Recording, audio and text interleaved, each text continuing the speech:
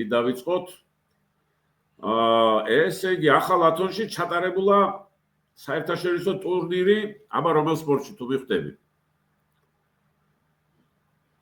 ვერ მივხვდები თქვი. დომინოში.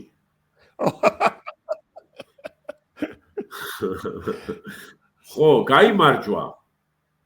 ვინმე ხოაკინ მარტინესმა დომინიკის რესპუბლიკიდან.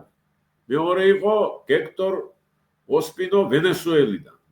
ესე იგი, ასეთი ვითარება. მათივე ინფორმაციით, ესე იგი, პრაქტიკულად მთელი ზამთარი ენგურჰესი მუშაობდა მათს. ასეთი მდგომარეობა იპოვე. ეს არის ეგრეთ წოდებული ენერგეტიკის მინისტრი, მათი ელექტროენერგია 10 თვის განმავლობაში აფხაზეთი ხარჯავს 1 მილიარდ 900 მილიონ კილოვატ-საათს. ეს არის დაახლოებით 2 მილიარდ კილოვატ-საათს ხარჯავს თბილისი, ქალაქი. 1 მილიარდ 900 ხარჯავს თბილისზე 10-ჯერ ნაკლები მოსახლეობა.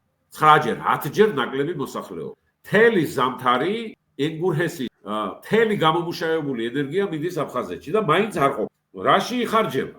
იხარჯება, ესე იგი, გამოდის ასეთი რამ, რომ იხარჯება მაგალითად ენგურჰესზე გამოყენებული ელექტროენერგიის ნახევარი იხარჯება მაინინგს, იქაურ მაინინგს. რა თქმა უნდა, ამას ხელს უწყობენ რუსეთიდანაც, იმიტომ რომ შავი ხვრელია, ჩემო ბატონო, რაღაცა პერიოდულად ვითომ ებძვიან, იმიტომ რომ მოვაჩვენონ, რომ აი, ყველას მოვაჩვენონ. არ არის გამორიცხული, რომ თბილისიდანაც ამას ხელს ვიღაც აფარებდეს, იმიტომ რომ ეს ძალიან მომგებიანი ბიზნესია. ძალიან მომგებიანი ბიზნესი. ჩვენი ნება რო იყოს, ენგურჰეს საერთოდ გავაჩერებდით. საერთოდ გავაჩერებდით. დარიო რადიო, მუდამ კარგი დარია.